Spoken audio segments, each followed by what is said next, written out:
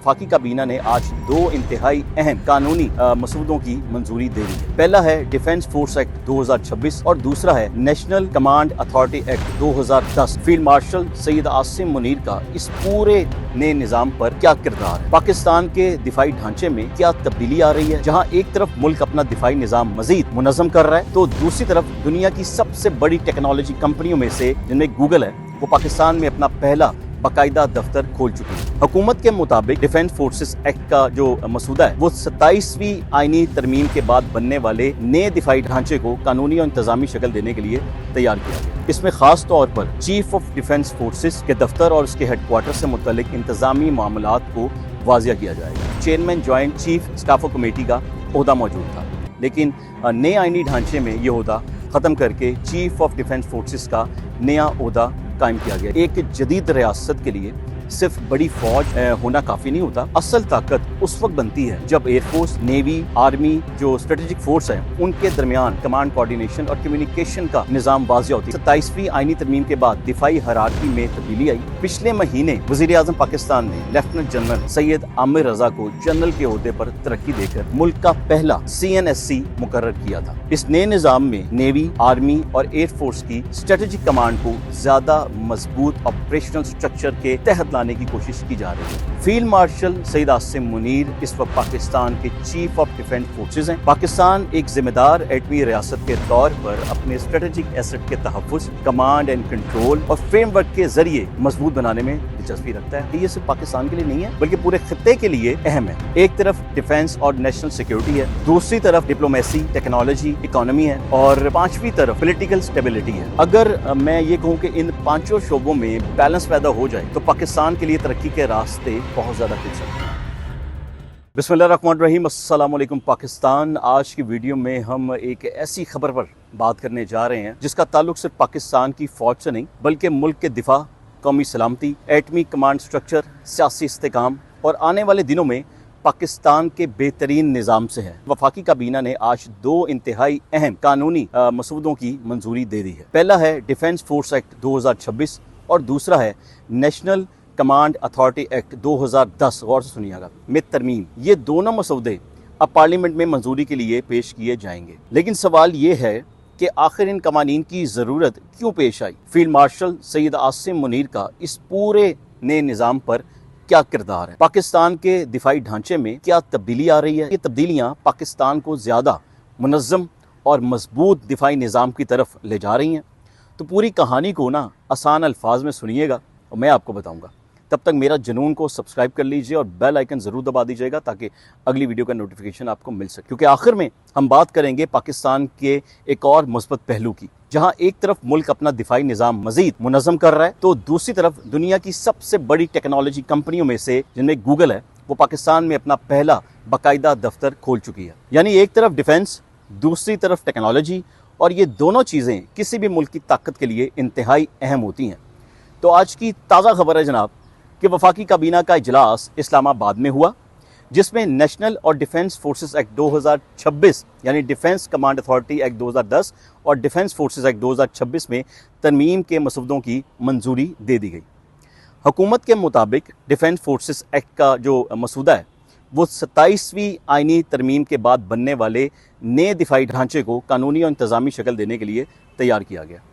इसमें ख़ास तौर पर चीफ ऑफ डिफेंस फोर्सेस के दफ्तर और उसके हेडक्वार्टर से मुतल्लिक इंतजामी मामलात को वाजिया किया जाएगा। अब यहाँ एक आम पाकिस्तानी के लिए ये समझना बहुत ज़रूरी भी है और मुश्किल भी हो जाता है कि आखिर ये क्या है, कि मतलब आखिर चीफ ऑफ डिफेंस फोर्स है क्या।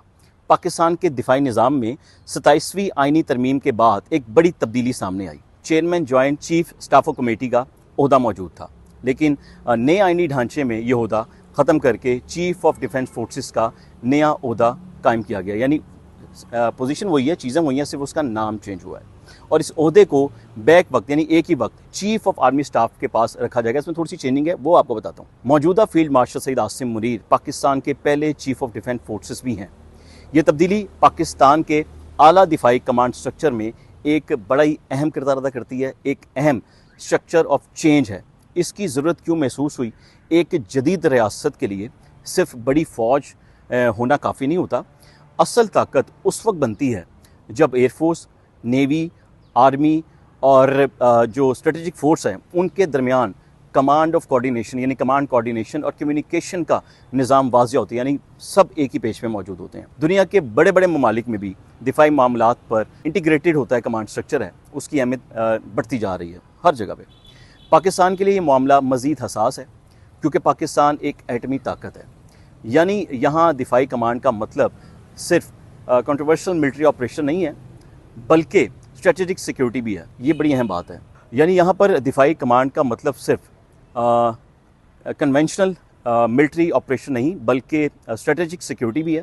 इसलिए नेशनल कमांड अथॉरिटी का निज़ाम पाकिस्तान के लिए इंतहाई अहमियत रखता है, जिसकी वजह से ये सब जो है वो चेंजिंग आपके सामने है।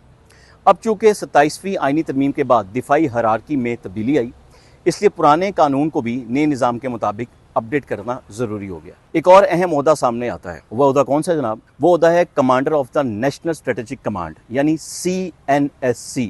ये एक 4 स्टार ओहदा होता है। इसका ताल्लुक पाकिस्तान की स्ट्रेटेजिक फोर्स के ऑपरेशनल इंटीग्रेशन से है।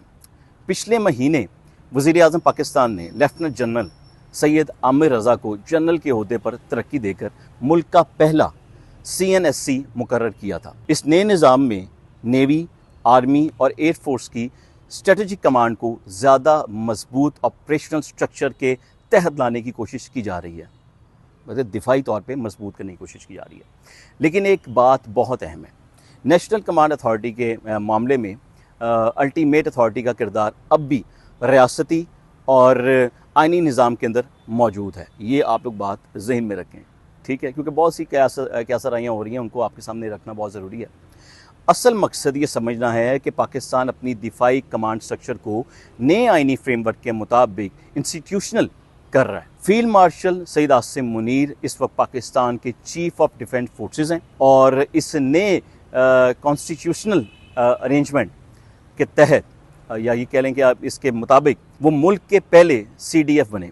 इसका मतलब ये है कि पाकिस्तान के दिफाई निज़ाम में इनका किरदार अब सिर्फ आर्मी लीडरशिप तक महदूद नहीं बल्कि नए यूनिफाइड डिफेंस कमांड स्ट्रक्चर के अंदर भी अहम हैसियत रखता है। ये एक बहुत बड़ी जिम्मेदारी है क्योंकि पाकिस्तान को एक तरफ अपने कन्वेंशनल दिफा को मजबूत रखना है और दूसरी तरफ स्ट्रेटजिक स्टेबिलिटी होती है उसको मेंटेन करना है और तीसरी तरफ खित्ते में बदलती हुई सिक्योरिटी जो सिचुएशन है उसका सामना भी है। पाकिस्तान एक ज़िम्मेदार एटमी रियासत के तौर पर अपने स्ट्रेटजिक एसेट के तहफ़्फ़ुज़, कमांड एंड कंट्रोल और फ्रेमवर्क के ज़रिए मजबूत बनाने में दिलचस्पी रखता है। हर मुल्क रखता है, इसमें कोई हर्ज नहीं है। ये सिर्फ पाकिस्तान के लिए नहीं है, ये आप लोग बात याद रखें, ये है अहम बात कि ये सिर्फ पाकिस्तान के लिए नहीं है बल्कि पूरे खित्ते के लिए अहम है, क्योंकि साउथ एशिया में स्टेबिलिटी का ताल्लुक सिर्फ पाकिस्तान या भारत से नहीं बल्कि पूरे खित्ते के अमन से है। आज पाकिस्तान को कई महाजों पर काम करना पड़ रहा है, ये आप लोगों ने देखा है, इसमें कोई शक नहीं है। एक तरफ डिफेंस और नेशनल सिक्योरिटी है, दूसरी तरफ डिप्लोमेसी, टेक्नोलॉजी, इकोनॉमी है और पांचवी तरफ पॉलिटिकल स्टेबिलिटी है। अगर मैं ये कहूँ कि इन पांचों शोबों में बैलेंस पैदा हो जाए तो पाकिस्तान के लिए तरक्की के रास्ते बहुत ज़्यादा खुल सकते हैं, पाकिस्तान की नेशन को भी इसका फ़ायदा होगा। और बड़ी दिलचस्प बात यह है कि आज की वफाकी काबीना की खबर में ये तमाम पहलू एक ही दिन में सामने आ गए। दिफाई कवानीन में तब्दीली की मंजूरी हुई, वज़ीर-ए-आज़म ने अपोजिशन को दोबारा मुज़ाकरात की दावत भी दी, ये भी आया। डीज़ल की कीमत में कमी का जिक्र भी हुआ, IT एक्सपोर्ट्स में इजाफे की भी बात हुई और गूगल के पाकिस्तान में नए दफ्तर को भी पाकिस्तान के डिजिटल ट्रांसफॉर्मेशन के लिए बड़ा ही अहम करार दिया गया है। यानी पाकिस्तान की मौजूदा चैलेंज सिर्फ डिफेंस नहीं बल्कि पॉलिटिक्स, टेक्नोलॉजी, इकोनॉमी और सिक्योरिटी सब पर काम करना है। हालिया अदाद-ओ-शुमार के मुताबिक देखा जाए तो साल 2025-2026 में पाकिस्तान को टेक्नोलॉजी एक्सपोर्ट्स तकरीबन 4.6 अरब डॉलर तक पहुंची, जो सालाना बुनियाद पर 21% इजाफा था और जुलाई 2026 में IT एक्सपोर्ट्स तकरीबन 470 मिलियन डॉलर रहीं, जो गुज़िश्ता साल के इसी महीने के मुकाबले में 18% ज़्यादा थी। यह तरक्की, ये वो शोबा है जहां पाकिस्तान को आने वाले सालों में बहुत बड़ी अपॉर्चुनिटी मिल सकती है, इसमें कोई शक नहीं, क्योंकि हमारा बड़ा नौजवान IT से वाबस्ता है और इंटरनेशनल स्टैंडिंग भी बेहतर हो सकती है। यही वो पाकिस्तान है जिसकी हमें ज़रूरत है, एक ऐसा पाकिस्तान जो मजबूत भी हो, जो तरक्की याफ्ता भी हो, जो टेक्नोलॉजी में भी आगे हो और महफूज भी हो। और एक बड़ी खबर वो भी आपके साथ शेयर कर दूं। आज वज़ीर आज़म पाकिस्तान ने एक मरतबा फिर अपोजिशन को डायलॉग्स की दावत दी है। अब ये दावत अमली मुज़ाकरात में तब्दील होती है या नहीं, ये आने वाले दिनों में वाज़ेह होगा। लेकिन असल मकसद साथ मिलकर पाकिस्तान की तरक्की पर तवज्जो देना है, और कोई मकसद नहीं है। लेकिन एक बात ज़रूर है, पाकिस्तान जैसे मुल्क में पॉलिटिकल स्टेबिलिटी और इकनॉमिक स्टेबिलिटी एक दूसरे से जुड़ी हुई हैं। क्योंकि अगर एक डिपार्टमेंट भी डिस्टर्ब होगा, जिसम का एक हिस्सा भी डिस्टर्ब होता है तो पूरे जिस्म में बुखार चढ़ता है। तो अगर सब चाहते हैं पाकिस्तान की तरक्की हो तो सबको मिलकर चलना होगा। अगर सियासी माहौल मुसलसल कशीदा रहे तो इन्वेस्टर जो है वो कॉन्फिडेंस उसका मुतासर होता है और बिजनेस डिसीजंस उसके मुतासर होते हैं कि भाई मैं आऊँ कि नहीं आऊँ। इसलिए अगर हुकूमत और अपोजिशन के दरमियान मीनिंगफुल कॉन्स्टिट्यूशनल डायलॉग शुरू होते हैं या शुरू हो जाते हैं तो ये पाकिस्तान के लिए बड़ी पॉजिटिव साइन होगा, बड़ी मुस्बत पेशरफ्त हो सकती है। अगर गूगल जैसी आलमी इंटरनेशनल कंपनियां पाकिस्तान में अपनी लोकल प्रेजेंस कायम करती है तो इसे भी पाकिस्तान की एक टेक्नोलॉजी इकॉनमी के लिए एक अपॉर्चुनिटी समझा जाना चाहिए। क्योंकि ये छोटी बात नहीं है, किसी मुल्क में बाहर की इन्वेस्टमेंट आना उस मुल्क की तरक्की की बात होती है। अगर बाहर की इन्वेस्टमेंट पाकिस्तान में आती है तो पाकिस्तान के शहरियों को उसका फ़ायदा होना है, ना कि 5 साल की हुकूमत करने वाले सिर्फ लोगों को। हुकूमत का काम ये होता है कि पाकिस्तान को या पाकिस्तान की आवाम को जितनी भी सहूलत दी जा सके वो देनी चाहिए। लेकिन आज की जो सारी खबरों का निचोड़ था, जिसके अंदर बड़ी बड़ी खबरें इसमें शामिल की गई, इसका मकसद यही है कि जो भी फैसले लिए जाएँ या लिए जा रहे हैं वो पाकिस्तान की तरक्की के लिए लिए जा रहे हैं, वो पब्लिक के इंटरेस्ट के लिए लिए जा रहे हैं, वो मुफादे आमा के लिए लिए जा रहे हैं। ये बड़ी अहम वीडियो थी जिसकी थोड़ी सी मैंने आपको डिटेल बताई। कोई लोगों को समझ नहीं आ रही थी, बड़ी क्यासराइयाँ चल रही थी कि जी ये कौन सा वोदा है, ये क्यों दे दिया गया, फला बड़ा इस तरह की फजूल बातें हो रही थी जो कि अक्सर बेवकूफ़ लोग करते हैं या जाहिल लोग करते हैं। समझना बहुत ज़रूरी होता है, समझा करें। कोई भी बात हो, कोई भी चीज़ हो, उसकी तस्दीक करना बहुत ज़रूरी है कि भाई इसके पीछे की बात असल में है क्या। जब वो क्लियर होती है तो फिर पता चलता है भाई असल कहानी तो ये थी। ठीक है, एनीवेज आपको अगर ये वीडियो पसंद आई है तो आपने चैनल को सब्सक्राइब लाजमी करना है, बेल आइकन आप लाजमी दबाइएगा। क्योंकि मेरी ये कोशिश होती है कि मैं आपको हमेशा ऐसी वीडियो आपके सामने रखूँ जिसमें आपके लिए मालूमात शामिल हों।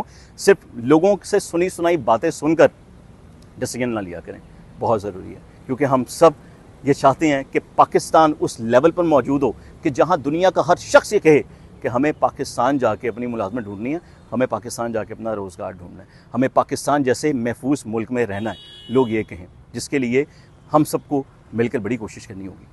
तो वीडियो को लाजमी आप शेयर करें, चैनल को सब्सक्राइब करें, कमेंट दे के अपनी राय से मुझे लाजमी आगाह कीजिएगा। दुआ में याद रखिएगा। अगली वीडियो तक आतिफ भट्टी को इजाज़त दीजिए। अल्लाह हाफ़िज़।